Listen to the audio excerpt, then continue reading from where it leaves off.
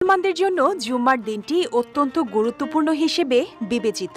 পবিত্র কোরআনে আল্লাহ রাব্বুল আলামিন জুম্মার দিন দ্রুত মসজিদে গমনের নির্দেশ দিয়েছেন। আল্লাহ বলেন, হে মুমিনরা, জুম্মার দিন নামাজের আজান হলে তোমরা আল্লাহর স্মরণে ধাবিত হও এবং বেচা বিক্রি বন্ধ করো। তা তোমাদের জন্য উত্তম যদি তোমরা তা বুঝো।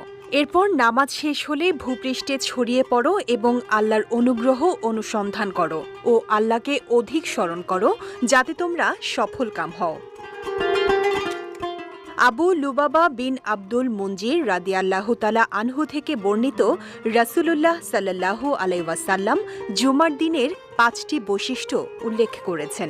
সেগুলো হলো, আল্লাহ তাআলা এই দিনে আদম আলাইহিস ওয়াসাল্লামকে সৃষ্টি করেছেন, এই দিনেই তাকে জমিনে অবতরণ করিয়েছেন এবং এই দিনটিতেই তাকে মৃত্যু দিয়েছেন। আবার এই জুম্মার দিনে এমন একটি সময় আছে